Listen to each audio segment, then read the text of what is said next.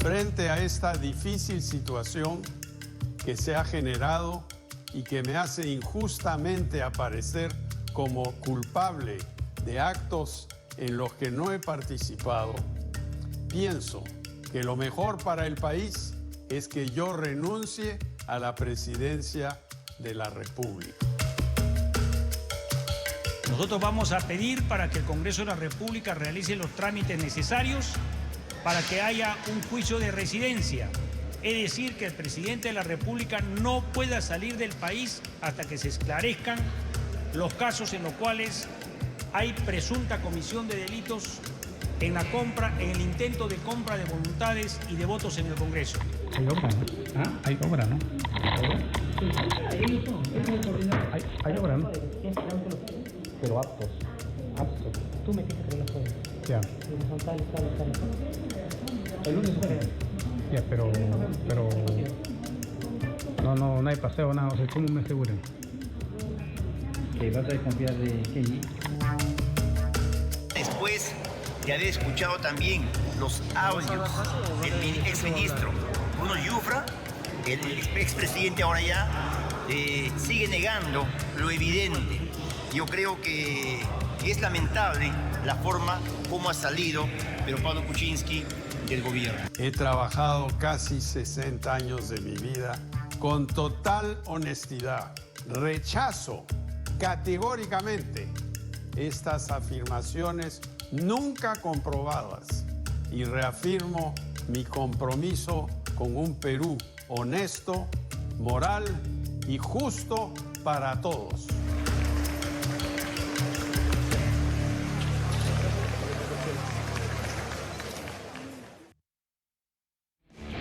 Hola, ¿qué tal? ¿Cómo les va? Muy buenas tardes, gracias por sumarse, por estar con nosotros en esta edición alternativa de TN Internacional. No está Pepe Gil Vidal, pero por supuesto vamos a estar cubriendo su lugar porque siempre hay información internacional y mucha en este caso, y sobre todo información que tiene que ver con nuestra región.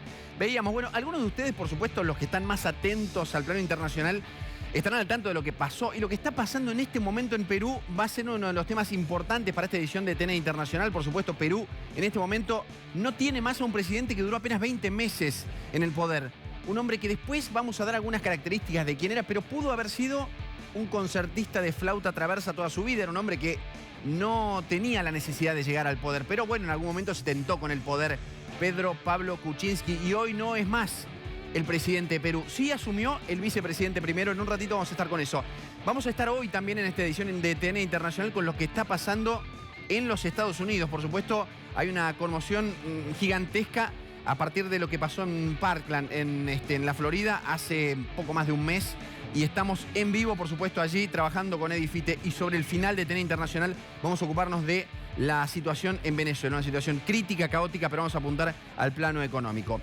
Vamos a empezar, por supuesto, con el tema importante, tiene que ver con Perú, con Fernando Rospigliosi, que tiene la amabilidad de atendernos, a quien agradecemos mucho. Vamos a empezar a analizar esta situación complicadísima. Este analista internacional que, por supuesto, es una de las voces de referencia. Fernando, gracias por estar del otro lado, gracias por atendernos. Te pido una primera precisión respecto a cómo estás viendo y cuál es tu mirada respecto a este presente convulsionado de Perú. Hola. Hola, Federico. La situación acá está relativamente tranquila. La asunción al mando de Martín Vizcarra, el vicepresidente, ha sido constitucional y legal. La bolsa de valores se ha mantenido estable. En fin, las cosas están saliendo más o menos calmadamente, a pesar de que obviamente se vive una crisis política. Hoy día, hace algunas horas, algunos minutos, la Fiscalía ha allanado las dos viviendas de Pedro Pablo Kuczynski, su vivienda en la capital y una vivienda que tenía en las afueras, y el juez ha dictado impedimento de salida para el expresidente Pedro Pablo Kuczynski, que, como sabemos, está acusado por corrupción por sus vínculos impropios con la empresa Odebrecht cuando era ministro en el gobierno de Alejandro Toledo. En ese sentido, las cosas se están poniendo muy, muy difíciles para él y quizás podría terminar en prisión como su antecesor Alberto Fujimori o su antecesor Ollanta Humala o su antecesor Alejandro Toledo, que está prófugo de la justicia. Fernando lo negó rotundamente, tanto Pedro Pablo Kuczynski como su mujer en las últimas horas también a través de redes sociales dijeron que de ninguna manera, que no tienen necesidad. Bueno, esta es una historia y que habla también de los tentáculos de Odebrecht, ¿no? Sobre todo por América Latina, que se sospecha que habría tocado también el bolsillo, las cuentas de algunas de las empresas vinculadas a Pedro Pablo Kuczynski. Él, entre otras cosas, lo que dijo es: estas empresas ya no me pertenecían cuando, en todo caso, se hizo alguna transferencia. Yo ya no estaba al frente de esas empresas. Vos decís que, en principio, la prohibición de salida del país y este allanamiento de 2 casas de él complican su situación y podrían llegar a detenerlo incluso. Y yo creo que sí, eventualmente pueden llegar a detenerlo. Mira, las evidencias que habían en su contra eran abrumadoras. Se ha demostrado, a pesar de que él cuando era presidente no podía ser investigado ni procesado porque tenía inmunidad, se demostró claramente que su empresa, una empresa de él, solamente de él, radicada en los Estados Unidos, cobraba millones de dólares a Odebrecht, mientras él como ministro aprobaba proyectos de Odebrecht y le facilitaba el financiamiento de esos proyectos, etcétera. Y su socio y amigo, un chileno llamado Gerardo Sepúlveda, a través de una empresa suya también, cobraba millones de dólares a Odebrecht también por casos similares. Y bueno, este señor Sepúlveda no tiene ningún prestigio internacional ni nada que haga que Odebrecht le pague esos millones de dólares por su linda cara. Entonces era obvio que le estaba dando esos negocios porque era el socio de Pedro Pablo Kuczynski y parte de ese dinero después iba a las cuentas de Kuczynski. Pero claro, eso se salió a la luz en los últimos meses, pero el presidente era intocable, tenía inmunidad. Ahora que al día siguiente de dejar la presidencia ha perdido la inmunidad, su situación está muy, muy complicada y la gran mayoría de peruanos cree que en realidad es culpable. Es decir, que estos contratos con Odebrecht eran sobornos encubiertos que le pagaban para facilitar su relación con el Estado. Fernando, yo lo que te pido es que te quedes en línea con nosotros. Es muy interesante lo que nos estás contando. Nosotros vamos a caminar hacia la mesa que tenemos invitados. Fernando, te pido que te quedes ahí porque, por supuesto, el análisis es tan amplio y hay tantas cosas, pero sobre todo a nosotros nos interesa mirar el contexto argentino y lo que pasa con Argentina y el concierto internacional, pero sobre todo de América Latina.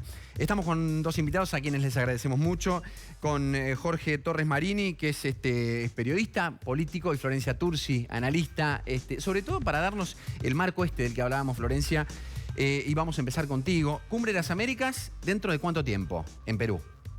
Menos de un mes. Menos de un mes. Cumbre de las Américas que hasta hace un tiempo el propio presidente Mauricio Macri y el presidente colombiano dijeron: no sabemos hasta qué punto tendría que hacerse. Aparentemente, por lo que se comenta desde Perú, la situación empieza a calmarse, por lo menos a nivel político. ¿Se va a hacer esta cumbre? Sí, se va a hacer. Con la presencia de Trump, nada menos. Ya también, confirmó, ¿no?, que incluso va a asistir, aunque este cambio de presidente. Más allá de eso, la crisis política sigue siendo grave en Perú.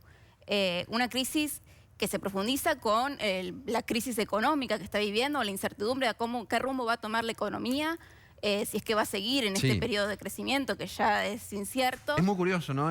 Termina cayendo un presidente, en realidad, no por una cuestión económica. Estamos más acostumbrados que las cuestiones económicas. Bueno, hay cuestiones políticas también, pero digo, Perú tiene cierta estabilidad a nivel económico y estabilidad y crecimiento, ¿no? Es decir, la cuestión es meramente política en este caso. Sí, es meramente política, pero también lo económico es incierto. Digo, se está notando el agotamiento de ese modelo de crecimiento basado en la exportación de minerales. Ya está empezando a mostrar ciertos límites que son de cierta manera insuperables y que solo puede ser cambiado con un cambio de la Constitución o con un cambio en que los políticos asuman que no es la manera de llevar a cabo el país. Como argentinos, debemos estar preocupados, debemos estar atentos sí, con esto que está pasando. Seguro, digamos. Sí. Puede llegar a ser preocupante para la región que haya que esta incertidumbre, que esta forma de cómo se reagrupan los países en un alineamiento distinto al que nosotros estamos viendo, puede llegar a cambiar un poco la política de la región. Sí. Bueno, hay otro punto, y con esto, y lo quiero hablar contigo, Jorge. Muchos no entendemos cómo... por un lado hablamos de los tentáculos de Odebrecht, pero por otro lado hay que entender un poco una cuestión interna, ¿no? Y cómo los Fujimori tienen tanto peso en la política peruana. Alberto Fujimori, preso, detenido por corrupción, expresidente, pero además hoy están muy activos los dos de los hijos, Kenji y Keiko. ¿Quiénes son y cómo influyen en la política peruana? Keiko es la lideresa de Fuerza Popular, ha sido candidata a la presidencia de la Nación, que perdió por poco con Pedro Pablo Kuczynski, por muy poquito, por milésimas de puntos, si vamos a decir así. Pero había una fractura dentro de los hermanos, porque Kenji estuvo en contra de la vacancia del presidente. Por eso que Pedro Pablo Kuczynski no fue vacado, no fue sacado de presidente hace poquito en el Perú. En diciembre, lo salvaron, ¿no? Cuando ya estaba a punto de caer. Y 9 parlamentarios más, que a raíz de esto se hace un quiebre entre los hermanos. Bueno, y ahora esto se dio y la renuncia del presidente se ha debido a que ha habido una serie de videos que han sido llamados los Kenji videos, y donde parlamentarios de Fuerza Popular, un tal Mamani, por eso dicen un Mamani, un congresista del sur del Perú, de Puno, de una de las regiones más empobrecidas que tiene el Perú, ha sido el que ha fomentado la renuncia del presidente. Y en esa mesa y en ese diálogo estaba presente Kenji Fujimori, como diciendo, bueno, vamos a llevarle obras a tu ciudad, a tu departamento. Departamento se dice en Perú, lo que acá se dice provincia.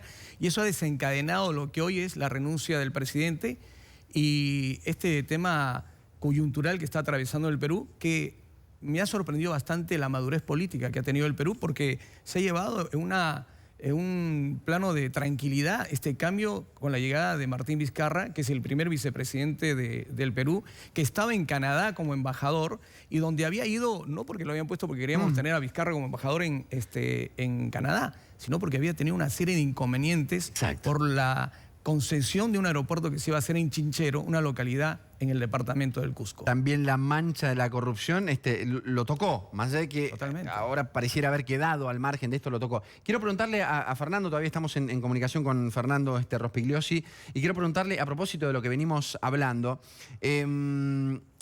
Habló de encuestas, Fernando, en algún momento. Ahora, tengo entendido, por lo menos ayer o antes de ayer, alguna de las encuestas que leíamos, era que por lo menos la mitad, un poco más de la mitad de los peruanos pretendían un llamado a elecciones.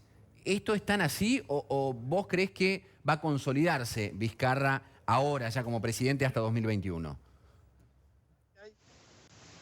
Hay un grupo de gente.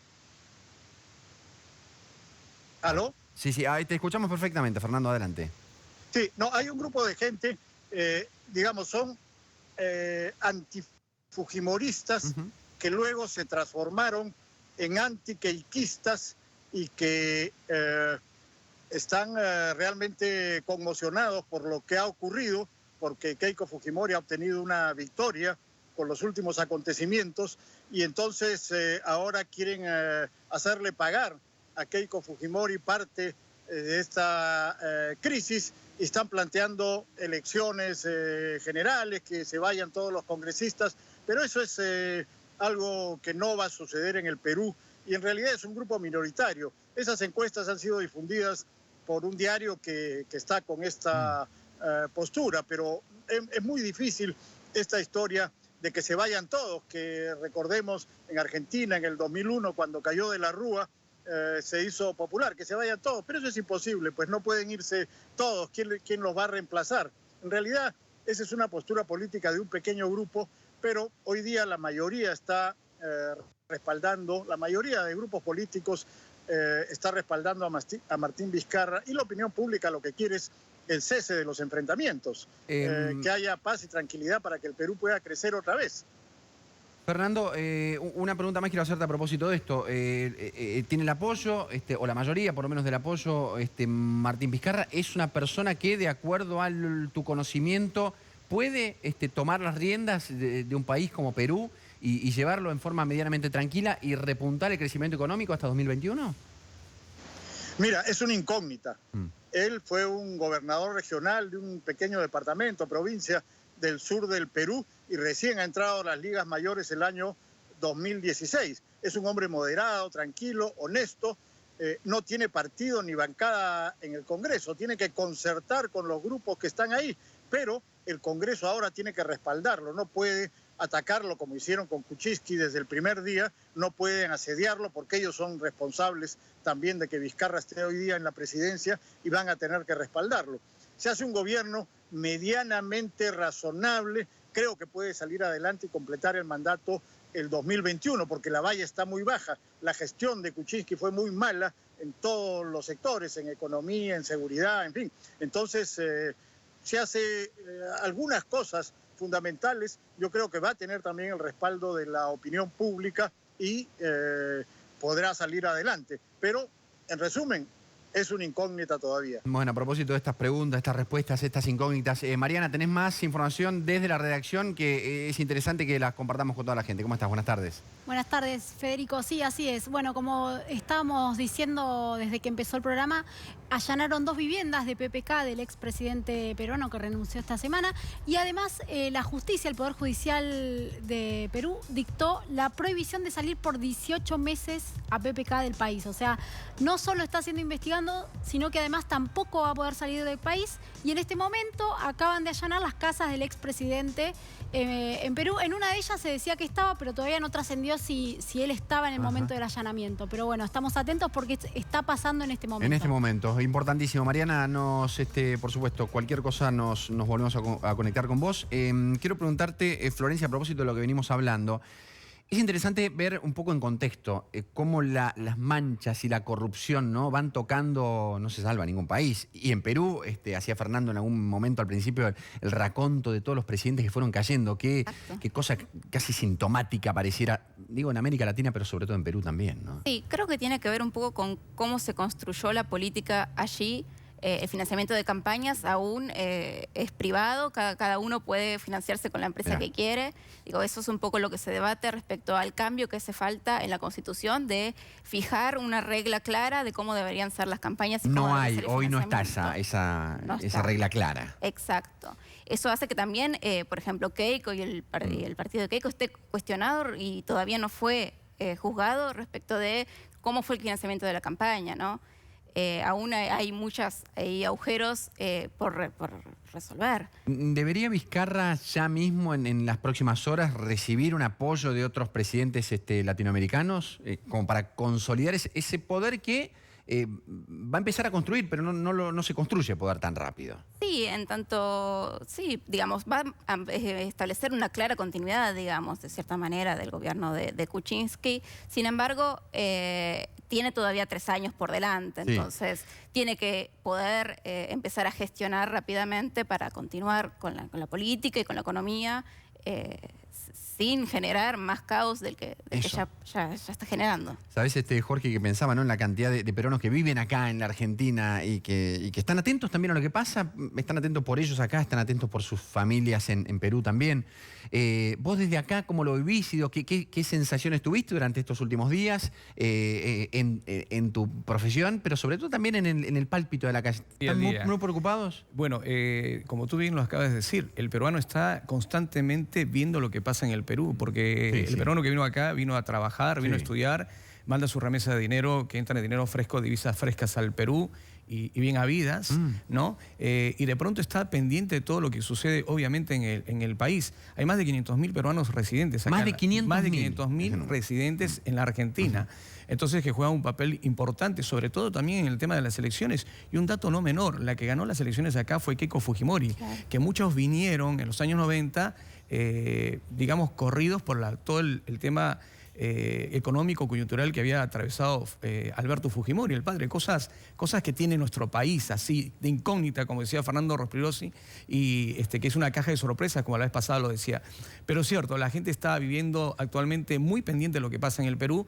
Para nosotros era un caso de ver qué es lo que iba a pasar cuando da a conocer estos Kenji videos, estos videos que salen a la luz y lo que produce, como digo, la renuncia del presidente. En algún momento hasta se decía que de repente el Congreso no iba a aceptar la renuncia, sino que lo querían vacar. Entonces dijeron, bueno, basta de estas tonterías. Tampoco tanto, habrán dicho, ¿no? Ya está. Entonces también el presidente en ese momento, Kuczynski, dijo, bueno, entonces no presento, retiro la renuncia. Hubo ese momento de zozobra, pero bueno, aceptaron la renuncia y hoy Martín Vizcarra es el presidente del Perú. Un dato, justo lo que ella decía, yo creo que lo que ha habido es una aceptación de parte de la ciudadanía peruana. El peruano está viendo también con mucho escepticismo lo que puede llegar a pasar, sobre todo teniendo en cuenta, como lo decía también Fernando, el Perú es una caja de sorpresas que en cualquier momento puede pasar cualquier cosa. Jorge, Florencia, gracias por haber estado acá. ¿Por ahí te queda alguna línea final, Florencia? ¿Sos optimista respecto al futuro inmediato de lo que puede pasar en Perú? Sí, soy optimista respecto a que, por un lado, la justicia está actuando y está llevando a cabo estas denuncias de corrupción, pero al mismo tiempo creo que la movilización ciudadana ha hecho que se quiera cambiar y se quiera llevar adelante una nueva forma de entender la política con mayor presencia en las calles de la gente. Ojalá, eso es muy importante siempre. Muchísimas gracias por haber estado acá. Y le agradecemos a Rospigliosi también desde Perú. Muchas gracias. Ojalá que las cosas se encaminen y no tengamos que convocarlos la semana que viene. O por ahí sí, pero por otra cosa. Por cosas mejores. Es un placer que hayan estado acá. Muy amables. Bueno, y vamos por supuesto, a tocar otro de los temas que les dijimos hoy. Y tiene que ver con lo que pasa en Estados Unidos. ¿Se acuerdan? Y bueno, en su momento se los contamos también, porque Estados Unidos está viviendo, no de ahora, pero sí en los últimos tiempos. Hay una cifra que a mí particularmente me resultó dramática cuando esta semana hablábamos de lo que pasaba en Estados Unidos. 93 personas mueren por día como consecuencia de incidentes relacionados con armas. 93 por día. Imaginen, hagan en su cabeza ese cálculo, ¿no? Estados Unidos es un territorio amplísimo, pero la venta de armas sigue siendo una cuestión de Estado. El propio Donald Trump alguna manifestación hizo, sin embargo, no dejó conformes a muchos. Esto está pasando ahora. Esto está pasando ahora en Estados Unidos. En Washington, en vivo, algunos hablan de unas 500.000 personas en una marcha contra la venta de armas, pero a favor de la vida.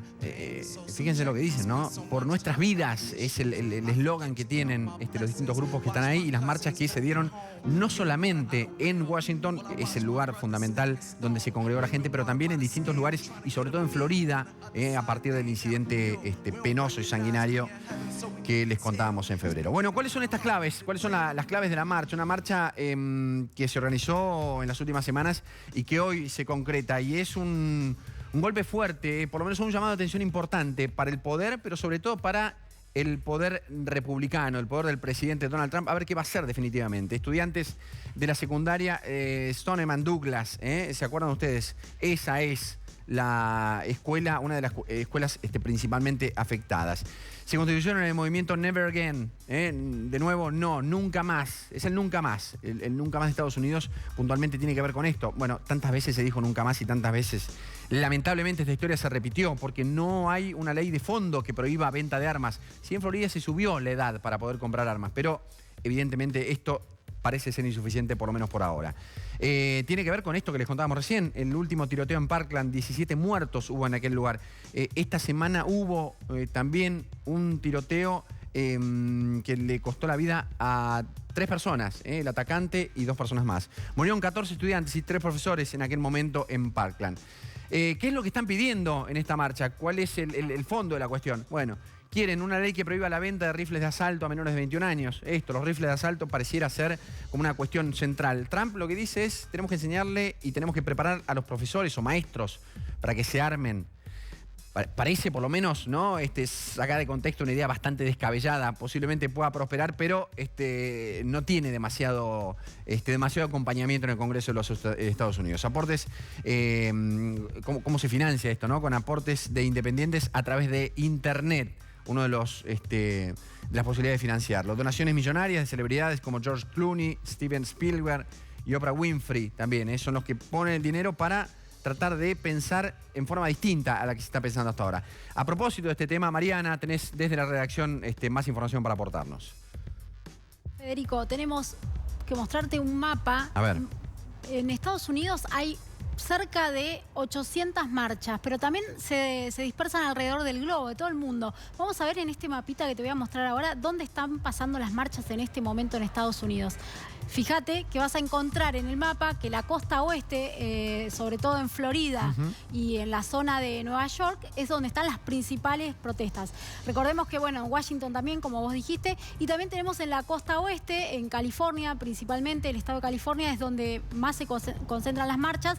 Y volviendo a la costa este, a Florida, vamos a ver que en Parkland, ¿no? La zona donde hace 10 días fue el tiroteo donde fallecieron 17 personas, es donde está pasando, digamos, la marcha más importante junto con la de Washington. Así que esto está pasando ahora y también alrededor del mundo, entonces son más de 800 marchas las que están pasando en este momento.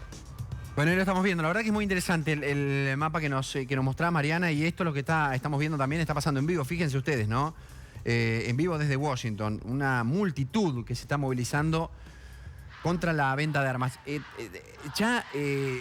Posiblemente ustedes, ¿no? En esta época se miran muchas series y todas las series o casi todas las que hablan de política en este momento en Estados Unidos también abordan el tema de las armas. Puntualmente hay una que se llama sobreviviente designado o presidente designado, algo por el estilo, y que trata justamente de esto, cómo el hombre que decide tomar las riendas o que le toca por azar tomar las riendas de los Estados Unidos tiene como una disputa a propósito de esto. ¿Qué hacer con la venta de armas en los Estados Unidos?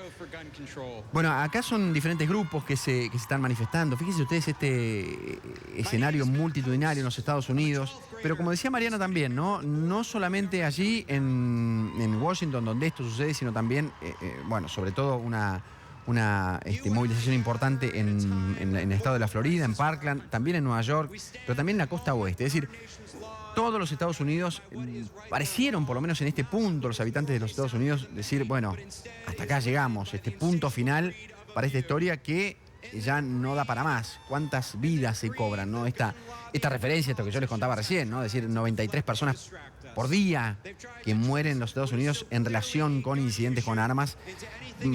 Así a la distancia parece una cifra difícil de dimensionar, pero créanme que en Estados Unidos también es absolutamente preocupante lo que está pasando. Y jóvenes, como estos chicos que están hablando y encabezando estas marchas, porque lo comentábamos durante la semana también, ¿no? En los distintos segmentos de Todo Noticias. Jóvenes son las víctimas, en muchos de los casos, los estudiantes que sufren este tipo de ataques violentísimos. Pasó en Parkland, pasó durante esta semana cerca de Washington, unos 100 kilómetros aproximadamente, y quién dice que esto lamentablemente no pueda volver a pasar. Bueno, en Washington está trabajando nuestro compañero Eddie Fite, por supuesto, con novedades, y está desde el lugar, ahí te estamos viendo, Eddie. ¿Cuál es el clima? Contanos, lo estamos viendo nosotros y ahora te estamos viendo a vos también. Hola. Perfecto. A ver si ya nos recibís, Eddie. ¿Cómo estás, Fede? Buenas tardes. Bueno, espero que me escuchen bien. No saben la cantidad de gente que hay, superó las expectativas de los chicos. Yo te escucho perfecto, Fede. No sé cómo me escuchan ustedes. Perfecto, bueno, no, te contaba, acá la cantidad de gente que hay supera por mucho lo que se habían imaginado los mismos chicos que organizaron esto que se llama March of Our Lives, que vendría a ser un juego de palabras, si lo traducimos, de la marcha de nuestras vidas y también marcha por nuestras vidas, que es justamente lo que están pidiendo exclusivamente los alumnos de todos los colegios de Estados Unidos y también del mundo.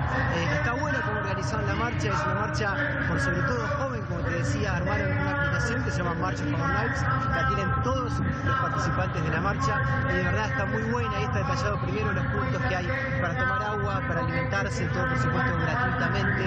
Ahí también tienen los distintos puntos de acceso, dónde está la policía, dónde están los distintos centros hospitalarios para atender a cualquier persona que pueda llegar a tener cualquier tipo de problema que se presente. O sea, las soluciones están cerca y en cada punto abrís la aplicación y te informás. Y a la vez están los 800 puntos de las distintas marchas que hay alrededor del mundo, Marches of Our Lives, porque también hay en Argentina, hay en Brasil, en Chile, en Perú, en Bolivia, en todas las regiones del mundo hay distintos puntos que se convocan a la marcha justamente. Y son los chicos que piden por sus vidas, hay un montón de carteles. Bueno, a ver si en un ratito vamos a recuperar a Eddie Fite, por supuesto que ahí estaba, ahí nos contaba en primera persona lo que está pasando en las calles de Washington. Vamos así a hablar del tercero de nuestros temas de hoy, de esta edición de TN Internacional, y tiene que ver con Venezuela. Venezuela en una decisión económica, en este punto como tantas, que ha tomado el presidente Nicolás Maduro, decidió quitarle 3 ceros a la moneda, una moneda absolutamente depreciada, devaluada. Tantos informes se vieron de cómo los venezolanos llegan a comprar cosas pequeñas y tienen que llevar una pila de billetes, ¿no? para poder cumplir con eso. Vamos a ver en este pequeño clip algo de la información internacional, lo que está pasando puntualmente en Venezuela. En un ratito lo conversamos. Anunciar y activar una reconversión monetaria necesaria para la economía venezolana. He decidido reducir 3 ceros de la moneda y sacar de circulación el actual cono monetario y poner en circulación un nuevo cono monetario con 3 ceros menos de la moneda. Vamos a cualquier banco y las colas de pensionados jubilados buscando billetes. Creo que todos sabemos lo que está pasando, que no hay efectivo. ¿Qué hacer, no? ¿Qué hacer desde la Asamblea Nacional? Una economía, ¿cómo crece así? Una economía próspera, ¿cómo puede crecer cuando cada quien se le ocurre de emitir un billete? ¿Tú te imaginas que nosotros aquí se nos ocurra hacer un billete? ¿Hacer un billete para qué? ¿Cómo es eso?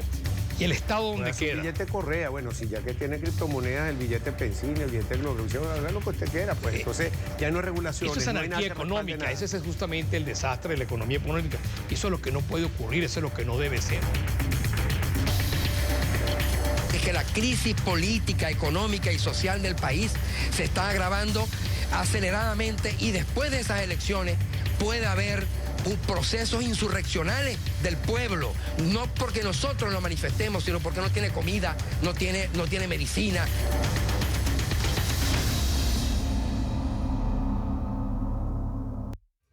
Bueno, cuántas cosas escuchamos, algo así como anarquía económica, una inflación superior al 6.000%, estamos lejos, nosotros nos preocupamos por lo que tenemos acá en Argentina, pero fíjense lo que está pasando en Venezuela, la inflación anual de 6.100%, absolutamente incontrolable, es una hiperinflación. Y esto hay que ver qué pasa con una decisión polémica pero contundente del propio presidente Nicolás Maduro. Dijo que le va a sacar, ya le saca, esto rige a partir de junio en definitiva, pero el anuncio es que le saca 3 ceros a la moneda. Y hay que ver qué pasa a partir de esto. Si es que de alguna manera o en algún momento empieza a estabilizarse la economía venezolana, los economistas o los especialistas lo ponen en serias dudas. Pasa a llamarse el Bolívar soberano, lo anunció el propio Maduro, ya también no solamente cambia la denominación, cambia el nombre, sino también con 3 ceros menos en el futuro el peso venezolano. 1000 bolívares actuales se transforman en un bolívar soberano. De los 1000 de ahora van a transformarse a partir de junio en un bolívar soberano. Y este dato de fondo, ¿no? ¿Qué hacer con esto? ¿Alcanza con sacar 3 ceros a la moneda para controlarlo? Bueno, pareciera difícil. Por eso vamos a compartir ya con nuestros invitados que ya nos están esperando en esta mesa. Uno de ellos economista, por supuesto, y va a ser quizás el más importante en este punto, no digo no por distintas importancias, sino en este punto, a quien agradecemos mucho. Jorge Rubini, gracias por estar acá. Héctor Rubini y Marcelo Crobato. Marcelo, con una historia atrás descomunal. Los medios argentinos hicimos eco de lo tuyo, lograste escapar con tu familia, fuiste un preso político durante 4 años. Enseguida vamos a charlar contigo.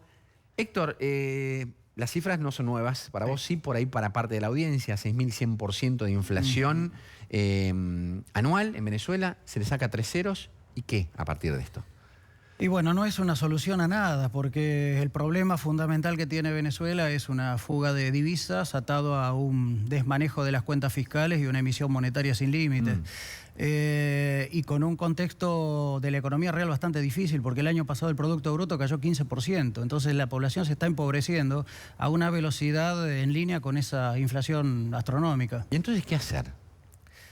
Bueno, porque es pareciera ser un manotazo de ahogado, uno más, ¿no? De Maduro, para tratar de estabilizar. No creo que Maduro esté contento con una economía devastada como la que tiene Venezuela. No, por supuesto que no, y parar una hiperinflación, ya lo hemos conocido acá en Argentina, no se para gradualmente, se para de golpe y se para con un programa económico que está en la antípodas de lo que está haciendo Maduro, que requiere un saneamiento de las cuentas fiscales. Ninguna hiperinflación se paró sin una fuerte baja del déficit fiscal y una reforma obviamente estructural y del gobierno y del sistema cambiario, que tienen 3 canales para compra-venta de divisas, que es insostenible también. Entonces, bueno, el régimen hoy está solamente atado a lo que pase con el precio del petróleo y a que Estados Unidos no endurezca sus medidas contra el gobierno venezolano. Nada más. He escuchado durante la semana, y esto vos me confirmás si es real o no, porque conocés más de la economía venezolana, que el precio de la gasolina es tan barata en Venezuela, adentro, uno puede comprarse una cisterna de combustible por el mismo precio que se toma un café y un sándwich en la calle. Algo así sucede en Venezuela. Bueno, con dólares, no con moneda doméstica. No con moneda doméstica. Recordemos que el salario medido en base al tipo de cambio paralelo, el salario mínimo es de 5 o 6 dólares. Claro. Está bastante complicado. Y a esta velocidad, ya a enero estaban a una inflación del 4.200%. ¿A enero? A enero. Ahora están al 6.000%. O sea, están superando el 2-3% diario. O sea que van a acumular más de un 1.500% de inflación a esta velocidad sin acelerarlo antes de las elecciones de mayo. ¿Qué ayuda le puede dar la comunidad internacional en este punto a Venezuela? Y es complicado. El gobierno se ha peleado prácticamente con todo el mundo. Los únicos amigos que le queda es Rusia, China, Estados Irán. Unidos puede no ser amigo, pero le sigue comprando petróleo. Le sigue comprando petróleo, pero igual lo tiene sometido a sanciones económicas por los funcionarios que los entiende peligrosos y aparte por estar aparentemente vinculados al lavado de dinero. Justamente esta semana también se ha conocido la existencia de cuentas offshore en Andorra de algunos funcionarios del chavismo, ahora del régimen de Maduro. Enseguida vamos a seguir con vos, Marcelo Croato, gracias por estar acá. Gracias por invitarme. ¿Nos contás qué pasó? ¿Qué pasó con vos? ¿Cuál fue parte de tu odisea? Una odisea que empieza hace mucho tiempo, pero en realidad la parte final de esta odisea que te devuelve a nuestro país. Bueno, esta parte final tuvo un excelente final, valga la redundancia, después de 4 años como preso político por defender derechos humanos, cosa que a ninguna dictadura le gusta, porque el propio Alto Comisionado de las Naciones Unidas para los Derechos Humanos dictaminó que mi prisión fue por causa de conciencia, que es lo que me protege en todo el mundo civilizado. Tomé la decisión de escapar porque era evidente que no tenía ninguna intención de atender la normativa legal interna venezolana ni la normativa constitucional que obligaba a tomar en cuenta la decisión de las Naciones Unidas. Yo no tenía ninguna intención de morir preso. O sea, la ley decía que me tenían que soltar, no lo iban a hacer, pues tuve que tomar la medida de huir con mi familia. Mi esposa huyó primero. Cuando supe que estaban ya en Colombia, pues aproveché y salí yo, ya sabiendo que ellos estaban seguros que pasase lo que pasase, por lo menos ellos no corrían riesgo. ¿Es fácil salir de Venezuela? Relativamente, o sea, la frontera es muy permeable. A pesar de que lo quieren cerrar, esa frontera no es la de Alemania Oriental y Occidental. Hay muchísima permeabilidad porque hay mucha gente que pasa, tendrían que instalar muros en la frontera y aún así la gente igual saldrá. Pero es mucha la gente que va a Colombia a comprar, a hacer mercado, a buscar medicinas. Entonces, en ese movimiento tan grande, uno aprovecha. Voy a preguntarte por cómo empezó, en realidad, ahora tu odisea también. ¿Cuándo quedas detenido? ¿Estuviste preso, encarcelado y después estuviste detenido de manera domiciliaria?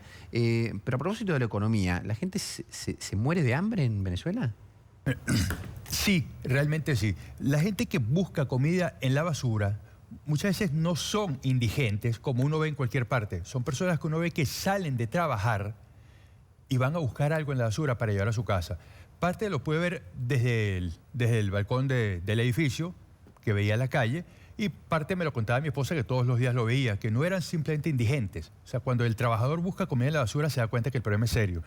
También cuando los médicos reportan casos de niños de 9 meses con 3 kilos de peso, es una desnutrición brutal. Digo, pero eso pueden ser excepciones. ¿Son excepciones en Venezuela o no? Bueno, ¿son casos excepcionales? Bueno, un niño que pese 3 kilos a los 9 meses, bueno, creo que debe ser excepcional, pero es una muestra que el problema es grave. No obstante, en el programa de uno de los principales periodistas de Venezuela, César Miguel Rondón, 1 o 2 semanas antes de irme, un médico indicó que hizo un estudio en una comunidad a unos 15 minutos de Caracas y el 100% de los niños estaban desnutridos, desnutrición moderada a severa. Entonces, el problema es grave. En general. En esa comunidad que él estudió, todos los niños que estudió, sin excepción, sufrían de desnutrición. Y los estudios dicen que el 60% de la población no come 3 veces al día. Y los que sí lo hacen, muchos tienen comidas que no son nutritivas. Un plato de arroz es comida, pero no es nutrición. Simplemente evita el hambre. ¿Por qué te fuiste a Venezuela, Marcelo? Bueno, yo viví en Venezuela toda la vida. Me vine un tiempo para acá con mi esposa. Acá nació mi hijo mayor y después decidimos regresarnos. Yo era abogado en Venezuela, egresado hace casi 30 años de la Universidad Central, y decidimos regresar y retomar mi trabajo como abogado, porque de alguna forma mi esposa no se terminó de adaptar y vimos una buena perspectiva ya. De hecho, la perspectiva fue buena con algunos clientes que tuve, pero el país empezó a decaer brutalmente. No porque hayan cambiado las condiciones del país como tal, cambió el precio del petróleo. Porque la situación durante el periodo de Chávez y durante el periodo de Maduro es exactamente la misma en la economía. No hay producción, una destrucción total del aparato económico. Pero como había un ingreso petrolero descomunal a $150 por barril, todo lo que faltaba se podía comprar y alcanzaba para comprar, traer todo lo que hacía falta y para robar cantidades exorbitantes. Cuando hablamos de un robo de $300.000 millones de la renta petrolera, eso es una cifra porque paga toda la deuda externa. Toda, y todavía queda para invertir en la petrolera y llevarla a los niveles de producción previos. Entonces, esa renta petrolera permitió sobrevivir, pero la situación de la economía como tal era la misma. No producía, pero cuando no hubo petróleo, no había dinero para importar, se notó que faltaba todo. Y llegó el desastre. Llegó el desastre. En un rato nos vas a contar cómo fue que vos que quedaste detenido. Pero ahora Mariana, desde la redacción, tiene, a propósito de Venezuela y de la economía, en estas condiciones, más información para aportarnos. Sí, Federico, bueno, lo que te quería mostrar es esto que está circulando en los últimos portales. Esto es una muestra de lo que pasa, ¿no? En un cementerio de San Antonio de Táchira, que es una ciudad de frontera con Colombia, se están quedando a dormir ciudadanos venezolanos que quedaron varados, que tratan de salir del país, pero no tienen la documentación necesaria y quedan varados porque no tienen plata para pagar hotel o un lugar donde quedarse. Entonces, mientras esperan resolver su problema de papeles, por ahí están varados en la frontera, ¿no? Bueno, y esto es lo que está comentando ahora el Nacional en su página web, ¿no? Que el cementerio de San Antonio está albergando a quienes quieren irse de Venezuela, ¿no? Y esto no es un hecho aislado, sino que todos los ciudadanos de esta ciudad de San Antonio cuentan que es un desborde total las calles, que la gente no tiene dónde estar y que está varada en las calles donde duerme, come, hace sus necesidades. Esto es lo que está pasando ahora en la frontera con Colombia en Venezuela. Gracias, Mariana. Héctor, ¿lo saca la economía esto? ¿Lo saca la política? ¿Cómo sale Venezuela de esto? Vos sos especialista en economía. La solución económica es casi de manual, es decir, hay que cortar con este tipo de política fiscal expansiva, con el desmanejo de la petrolera. Claramente hace falta un plan de estabilización y un plan de desarrollo para que Venezuela deje de ser dependiente exclusivamente del petróleo. Pero eso no se puede nunca hacer en el vacío. Requiere consensos, requiere acuerdos y tenemos un gobierno que no es acuerdista. Todo lo contrario, es un régimen autoritario y tenemos una oposición bastante dividida. Y en el medio, elecciones para el próximo 20 de mayo, en las cuales la oposición no va a participar porque no hay condiciones para elecciones limpias. Así que la perspectiva para lo que resta del año es bastante complicada, tanto para la economía como para la estabilidad del propio régimen de Maduro. Dijiste que a enero era el 4.000 y pico por ciento anual la inflación, ya subió al 6.100%. ¿El salario acompaña este crecimiento de la inflación? No, y justamente la consecuencia, un poco lo que mencionaba recién aquí el amigo, esto obliga más a pensar al venezolano promedio en irse del país. El que no puede escapar dentro del país de la inflación comprando dólares en el mercado negro para sobrevivir, y bueno, vota con los pies, se tiene que ir. No hay escape. ¿Desde cuándo cuándo empezó la caída de Venezuela a nivel económico? Y con el descenso de los precios de petróleo los últimos 3 años y medio, sobre todo esa reunión de la OPEP en la que aumenta de golpe la producción Arabia Saudita, según trascendidos a instancias de Estados Unidos, y esa baja perjudicó fundamentalmente a 3 productores que eran vistos como enemigos por la Casa Blanca o potenciales enemigos, como Rusia, Irán y Venezuela. Claro. Marcelo, hace 4 años, vos caíste preso en el 2014. Correcto. ¿A propósito de qué? ¿A qué te dedicabas? ¿Qué hacías? ¿Cuál era el delito que estabas cometiendo supuestamente para quienes te encarcelaron? Yo soy abogado penalista y criminalista. Me he dedicado todo este tiempo a defender casos de derechos humanos, obviamente contra el gobierno, contra la dictadura. Desde el año 2002 llevé algunos casos. En el año 2014 hubo una serie de protestas muy fuertes que allá se llaman guarimbas. Y desde el primer día defendí a los estudiantes que eran detenidos y torturados. La organización Foro Penal Venezolano, con la cual yo me desempeñaba, hizo muchísimo daño al gobierno porque logró a nivel internacional hacer las denuncias muy bien estructuradas sobre las violaciones masivas de derechos humanos. Se decidió que había que dar un escarmiento a los defensores de derechos humanos había que encarcelar a alguno en cuanto hubiese la oportunidad. Y en cuanto hubo la oportunidad, me tocó a mí. Porque yo no los estaba defendiendo en tribunales, sino que fui a asistir a un vecino del barrio que estaba siendo allanado irregularmente por la policía, me solicitó que lo apoyase, fui, me dijeron después, vamos a la comisaría para revisar los documentos, tomar declaraciones, y a las pocas horas me dicen, usted también está detenido. Digo, pero yo soy el abogado, yo no tengo nada que ver con él, simplemente es mi cliente, yo vine a asistirlo, yo llegué después que ustedes estaban en el procedimiento, y dice, sí, pero son órdenes superiores. Y órdenes superiores era el escarmiento que querían dar. Eso, órdenes superiores. Órdenes superiores. ¿Y estuviste detenido, encarcelado cuánto tiempo? Estuve 10 meses en una cárcel común de alta peligrosidad por orden del actualmente defenestrado y preso general Rodríguez Torres, hasta que se me dio una medida especial de detención domiciliaria porque mi salud se deterioró terriblemente en esos 10 meses. ¿Qué te pasa? ¿Qué enfermedad tenés? Entre otras cosas, tuve una caída meramente accidental, pero me lesionó la columna.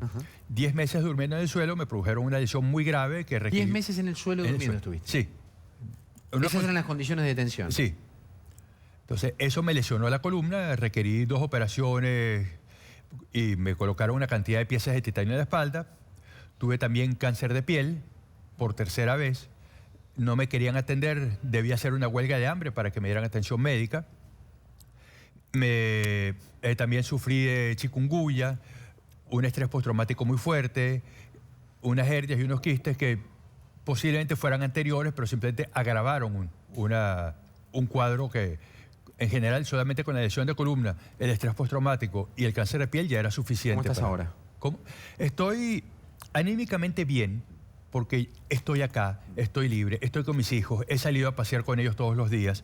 No tengo el miedo que a las 2 de la mañana me toquen la puerta y me digan, mira, señor Marcelo, se terminó, usted vuelve a la cárcel, ya no tengo miedo. Eso ya no. Ya no. Entonces, por supuesto, mi estado de ánimo es infinitamente mejor. He conseguido los medicamentos que debo tomar, los empecé a conseguir en Colombia, que en Venezuela no se conseguían, y en Colombia llegué a una farmacia y dije, mira, necesito esto y esto. Dice, ahí están, agárrenlos nomás. Sencillo. Entonces, poder tener como debiera suceder, ¿no? En cualquier país como sí, en cualquier país uno va a la farmacia y compra, pero en Venezuela no se consiguen los medicamentos. Tengo que controlarme algunas cosas, ya voy a empezar a buscar quién me controle los diversos problemas, pero el solo hecho de haber acabado totalmente con el estrés y el motivo del estrés postraumático, de la depresión, pues y conseguir las medicinas me ayuda a mejorar. Un infectólogo que estaba, a propósito de otros temas, ¿no?, que abordamos durante la semana en Todo Noticias, nos decía que hoy es más peligroso para ellos la gente que va a Venezuela que la gente que va a la India, cuando en otro momento ir a la India requería una serie de medicina preventiva, que hoy no es tanto como sí requeriría Venezuela, que el tema medicamentos está absolutamente devastado. No solamente el tema de medicamentos, también el resurgimiento de enfermedades que habían sido erradicadas totalmente. Yo estoy en un chat con compañeros míos de la Cruz Roja, yo soy paramédico, cuando estudié hice mi curso y me desempeñé con la Cruz Roja, y los compañeros médicos me cuentan de enfermedades que no existían y se están volviendo a ver, y enfermedades totalmente erradicadas, epidemias de paludismo, fiebre amarilla, otras cosas más que no deberían verse. Vamos a, enseguida seguimos charlando con ustedes, vamos a retomar el contacto con Eddie Fite, Washington. Eddie, una marcha por la vida, nada menos. Contanos qué está pasando ahora. Hola. Exactamente, Fede. Bueno, buenas tardes. Sí, acá estamos cerca de la marcha, nos tuvimos que alejar un poco porque la cantidad de gente es impresionante, superó las expectativas incluso de los mismos estudiantes que organizaron todo esto, que en realidad justamente lo más interesante es una marcha extremadamente joven, de las que nos ha tocado cubrir acá con Todas Noticias. Te puedo decir que es la más joven por excelencia, incluso supera a la de los estudiantes en Chile, recuerdo, del 2011, o a los indignados españoles, que también fueron otras coberturas que hemos hecho acá para TEN Internacional. Te cuento lo que está pasando, es una marcha muy triste, pero sobre todas las cosas, y una cuota de alegría interesante, que es la primera vez que los estudiantes se reagrupan, después de lo que pasó en Parkland cuando mataron a estos 17 chicos, y hay 2 personajes muy interesantes que vendrían a capitalizar un poco las voces del resto de los alumnos de todos los colegios de Estados Unidos, que son Cameron Kasky y Emma González. Ellos todavía no hablaron, pero son 2 voces que son verdaderamente políticas. Hoy estuvieron hablando para otras cadenas de noticias a la mañana, cuando estaba recién organizando todo, y son chicos que están en el colegio. Chicos, y estudiantes de secundario son, Edi. Exactamente, y les escuchás hablar como si fueran políticos de primera línea. Básicamente lo que se pide acá es que se cuiden más a los chicos que a las armas. Es algo que a nosotros nos resulta algo más que sensato, pero acá representa un debate enorme e histórico. Es una marcha básicamente también contra el lobby de la Sociedad Nacional del Rifle, la NRA, National Rifle Association. Están marchando todos con distintos carteles. Muchos piden desde el impeachment de Trump a algo tan sencillo como pedir chequeos a la gente que compra armas. No es que se está pidiendo la prohibición de las armas, que acá hay, vos sabés, una tradición cultural enorme con respecto al uso del arma domiciliaria. De hecho, 1 de cada 3 jefe o jefa de hogar tiene armas en su casa, y justamente es eso lo que están pidiendo. Acá explica una señorita que dice que lo único que están pidiendo es que se prohíban las armas de guerra. No es que están pidiendo a la gente que se desarme, es desmilitarizar a la sociedad. Otra de las cosas que llama la atención, de los datos que se repiten mucho, es que el último cambio legislativo con respecto a las armas que hubo fue en 2008, durante la administración Obama, pero casualmente desde el 2008 empezaron a suceder los peores tiroteos escolares. Entonces, evidentemente ese cambio legislativo no llegó a ningún lugar, por lo menos a lo que está esperando toda esta gran cantidad de gente, que en un principio hablaban de 300.000 personas, hace un rato nos decían 500.000 y ahora ya se está hablando de 650.000 personas. Te digo, son todos estudiantes, chicos, nenes, tienen los padres, y en el escenario solamente están hablando alumnos y exclusivamente profesores que hayan estado en colegios que sufrieron tiroteos. Vos sabés, Edi, que por lo menos en una parte del mundo sonó descabellado, pero por ahí en la sociedad o en la interna de los Estados Unidos no suena tan descabellado. Una de las propuestas que se escuchó de parte del presidente Donald Trump fue de armar o de por lo menos a preparar a los profesores y maestros para que sepan ellos utilizar armas. ¿Cómo cayó, por lo menos entre la gente que vos tuviste la oportunidad de entrevistar allí en Estados Unidos, esta idea de Trump? Casualmente te iba a contar eso. Yo te puedo decir que el 80% de los carteles que vi, que acá cada asistente por lo menos tiene 2 o 3 carteles, dice que tienen que armar a los profesores con libros y no con armas. Creo que terminó de horrorizar esa medida a toda la sociedad norteamericana. De hecho, armaron los alumnos de Parkland, armaron una aplicación muy interesante, que eso es lo que lo vuelve todavía más joven, ¿no? Y más propio como de esta generación que se está empezando a movilizar, y vos entrás a la aplicación y podés ver las 800 marchas que hay alrededor del mundo. Están distintos chicos de distintos lugares, incluso en Argentina, bueno, Sudamérica, Centroamérica, Europa, Asia, todos pidiendo sencillamente esto, que no le den armas a la gente que, por ejemplo, tiene problemas mentales, a los que tienen historiales penales. Quiero decir, el pedido parece muy sencillo, pero en definitiva parece que las medidas que va tomando el presidente, muchos de los carteles también piden por el impeachment de Trump, dicen esto, o sea, detengan la locura, no le sumen armas a un problema, porque justamente el problema son las armas son más problemas. Sin lugar a dudas, a propósito de lo que decís, y en todo el mundo, Edi, acá también en Buenos Aires, hace un ratito pasé por ese lugar frente a la Embajada de Estados Unidos, también manifestantes con este tipo de carteles, así que está todo el mundo con esto, posiblemente, hay que ver si evidentemente no pasó todavía, ¿no? Pero si los políticos o quienes toman decisiones en este caso acusan recibo de esto que están pidiendo los jóvenes. Edi, retomamos en un ratito nada más, gracias por lo que nos contás desde Estados Unidos. Seguimos con más, en un ratito nada más, después de la pausa, quédate, ya venimos.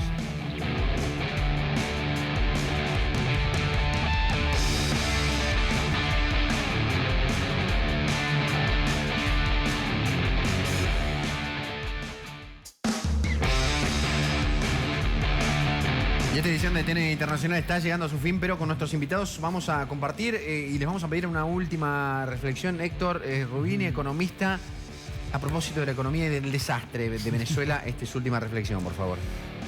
Es muy difícil pensar en una salida rápida. Las cabezas pensantes del gobierno de Maduro están mirando solamente las elecciones de mayo, y esta reforma monetaria va a entrar en vigencia el 4 de junio. Por los nuevos billetes que van a emitir, parece que van a por lo menos quintuplicar la base monetaria. Así que la verdad, el sendero es de alta e hiperinflación por lo menos hasta junio, julio.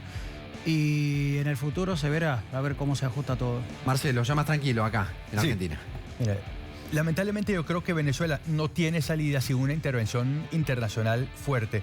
porque internamente se hizo lo que se pudo. El pueblo peleó, fue a las protestas, pagamos con 150 asesinados porque las protestas se reprimían a ráfagas de ametralladora. No se pudo hacer nada, creo que sin una intervención internacional no es posible. Ya la gente está huyendo y llegan a Colombia, la gente prefiere ser indigente en Colombia que regresar a Venezuela. Eso es una muestra del desastre. Muy penoso. Gracias a ambos por haber venido. Gracias. Y gracias a ustedes por habernos acompañado. Chao.